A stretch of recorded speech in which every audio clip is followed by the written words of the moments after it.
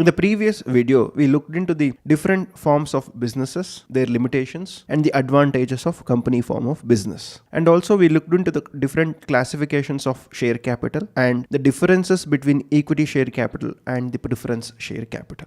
Now let us look into the issue of shares. Firstly, issue of shares at par.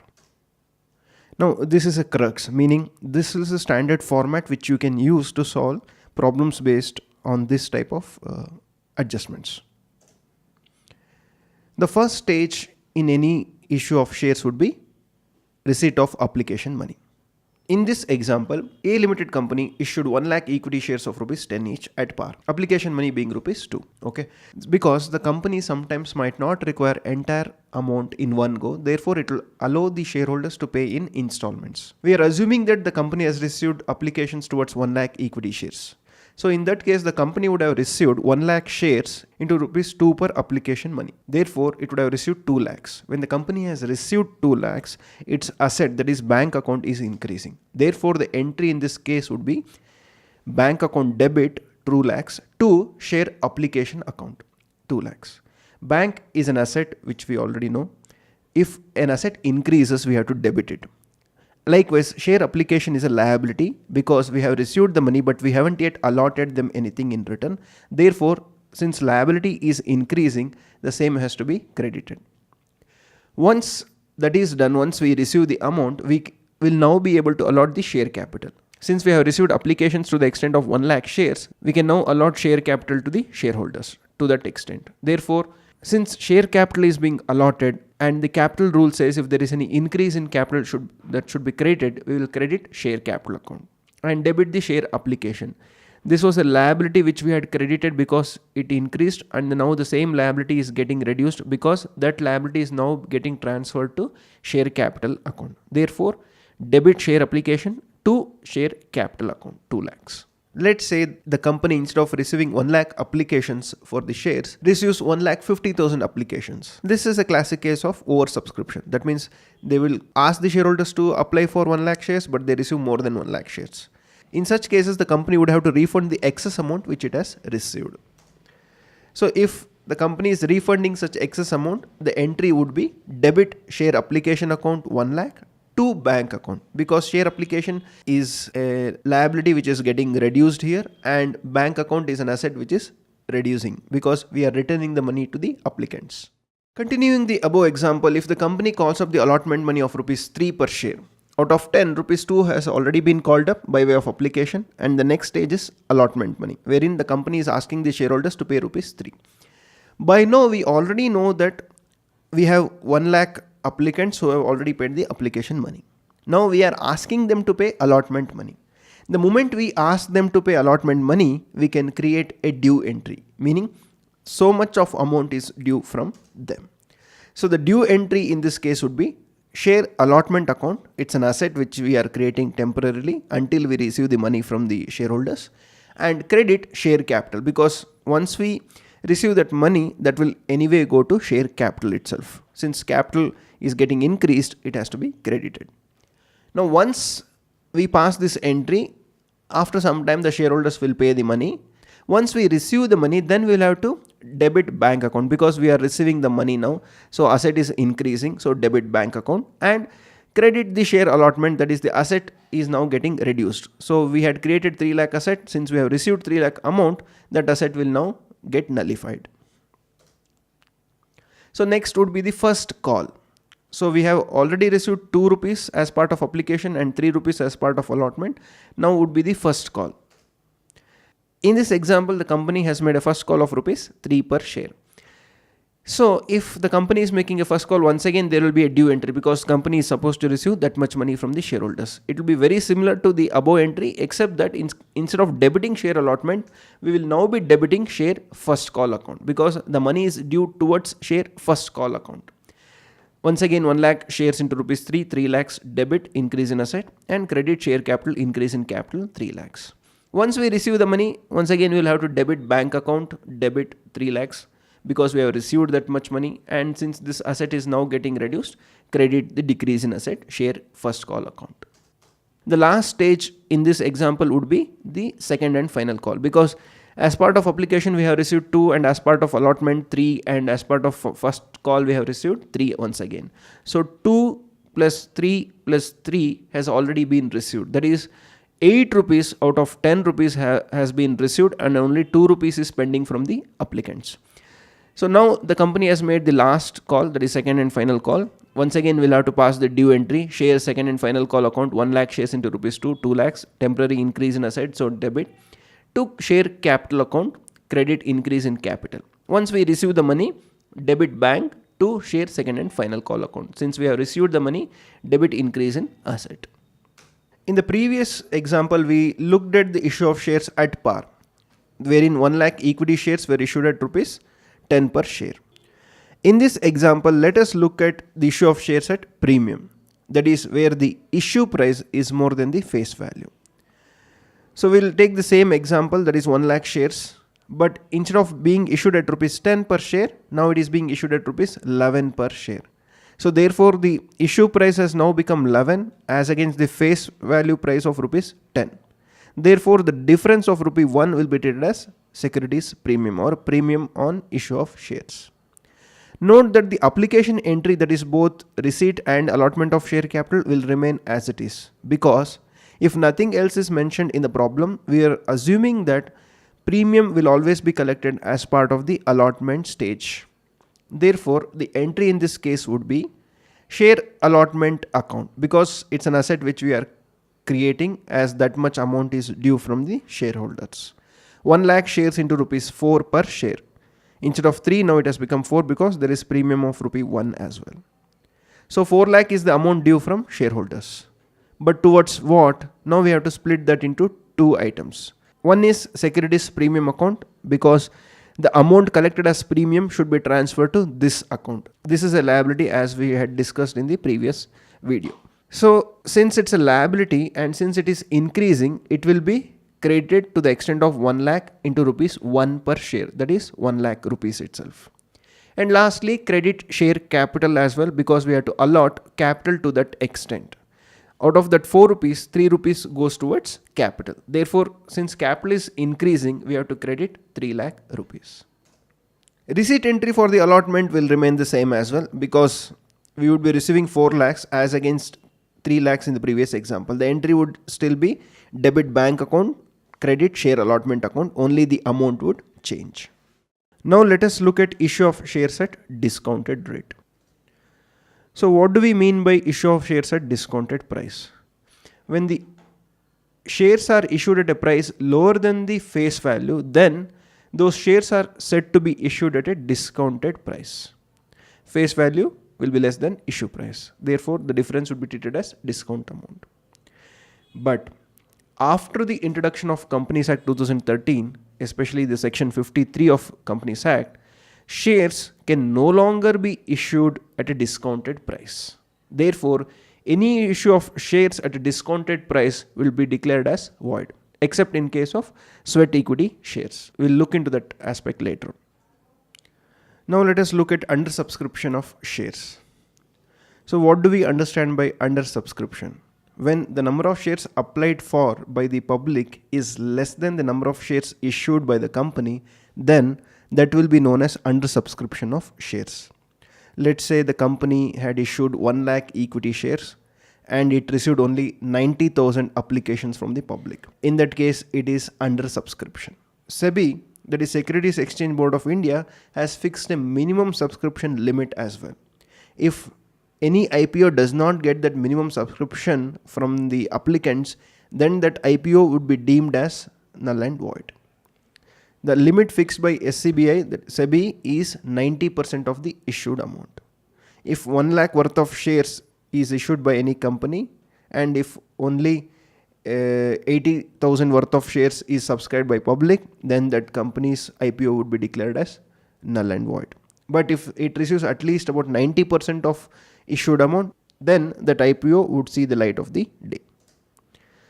In fact, very few companies get under subscription. Very few companies' shares are undersubscribed. But one such example is the Goodwill Hospitals, which had an IPO to the extent of 34 lakh shares, and it only received applications to the tune of few thousands of shares way back in 2012. Now let us look into oversubscription of shares. Oversubscription is that situation where the applications are more than the number of shares issued.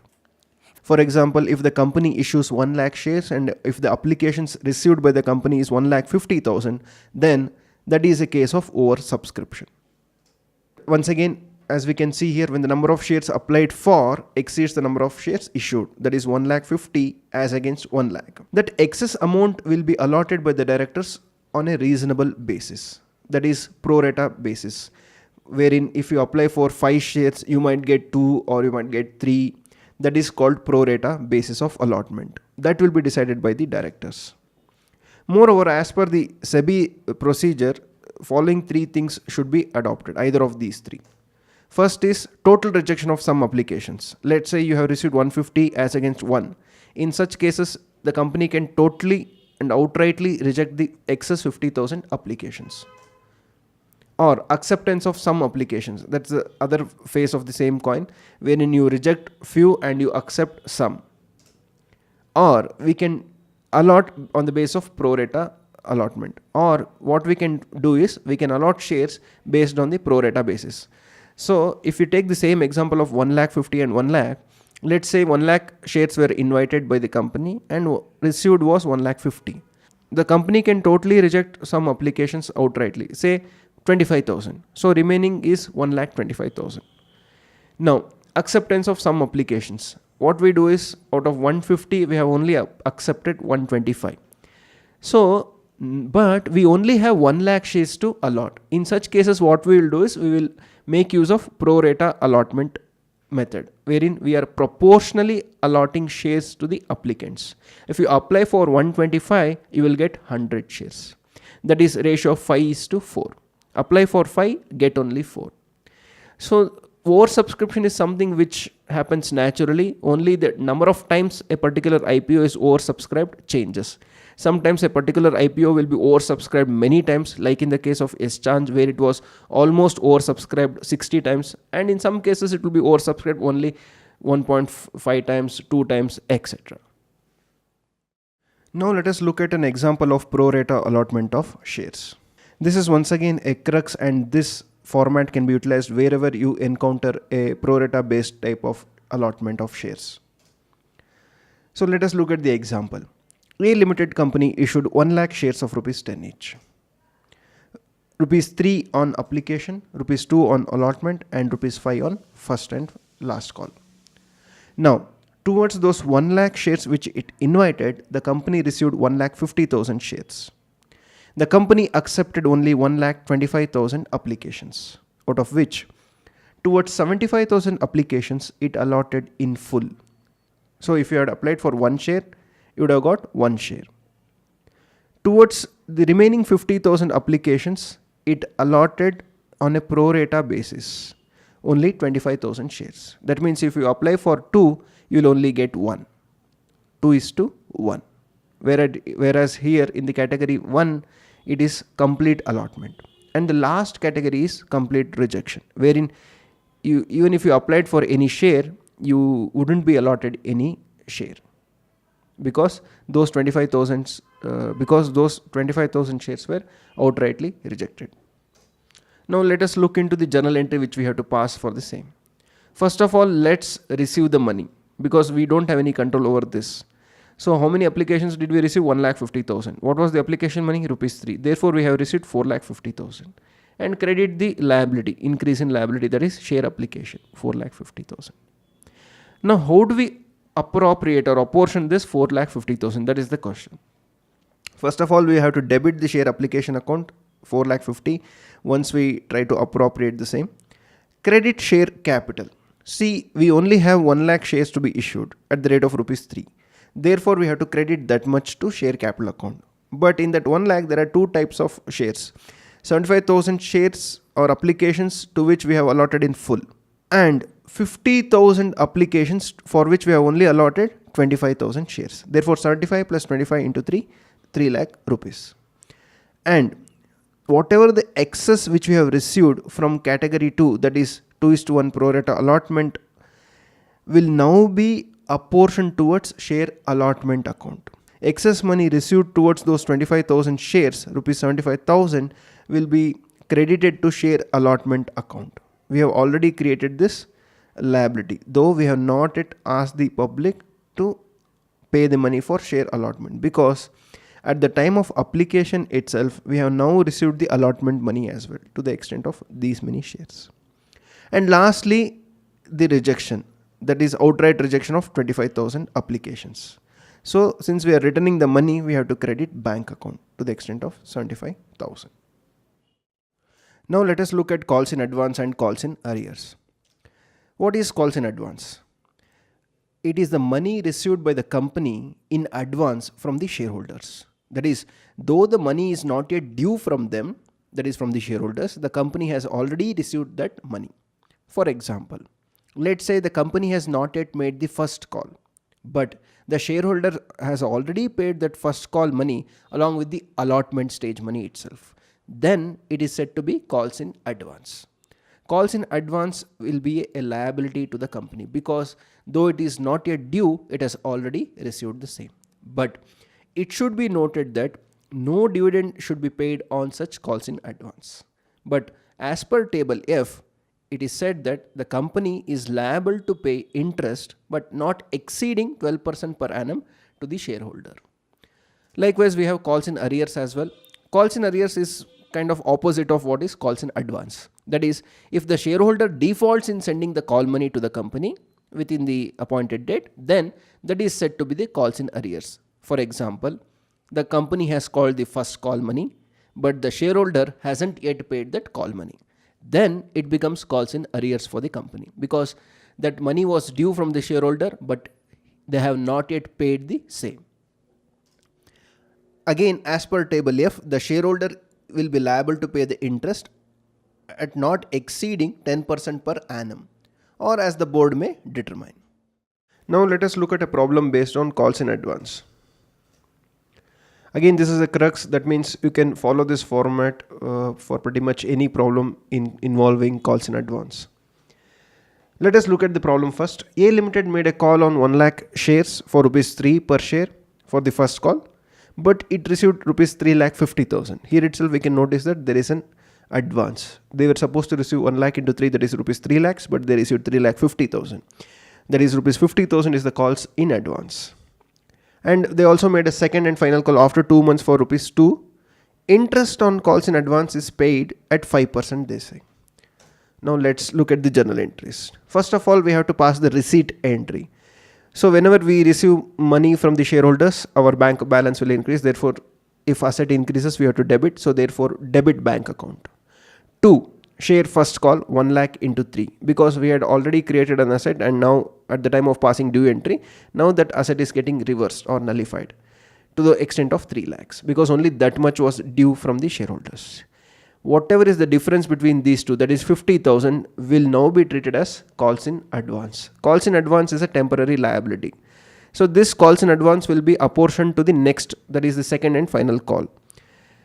So until then, it will be treated as liability.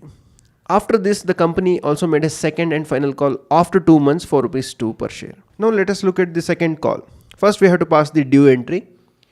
Share second and final call account debit 1 lakh shares into rupees 2 per share, 2 lakhs.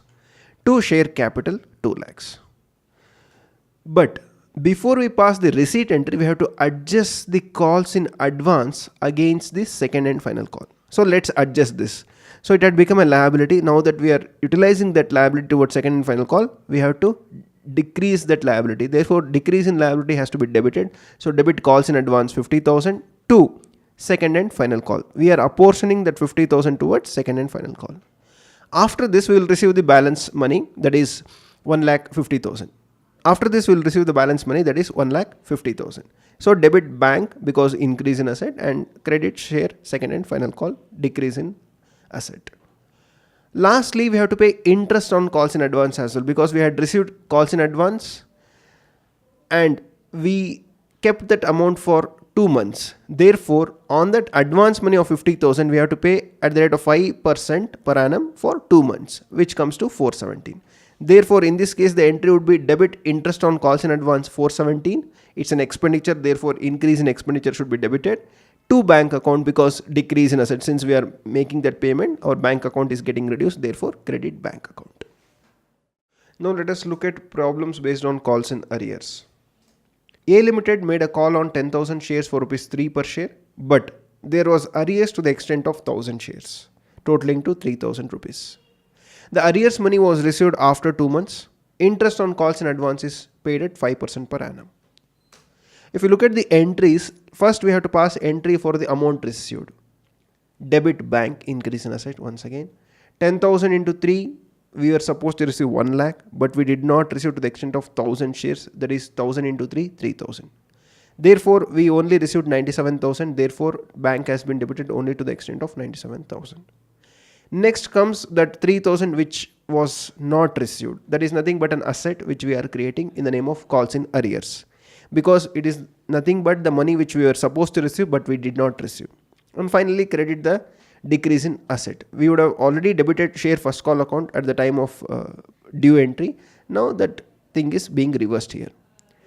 Next comes the receipt of calls in arrears with the interest. So when we receive this 3,000 later, that is after 2 months, we will receive that along with the interest. So if you calculate interest on that, that is 3,000 into 5% for 2 months, it will come to 25. So we are receiving 3,000, that is the amount which was due, plus interest 25. Therefore, amount received is 3,025. Therefore, debit bank account 3,025. Then credit calls in arrears, decrease in asset, because we had created an asset saying that we are supposed to receive this much. Now that we have received it, we have to reduce that asset. And finally, interest on calls in arrears is nothing but an income. Since increase in income should be credited, we have credited interest on calls in arrears.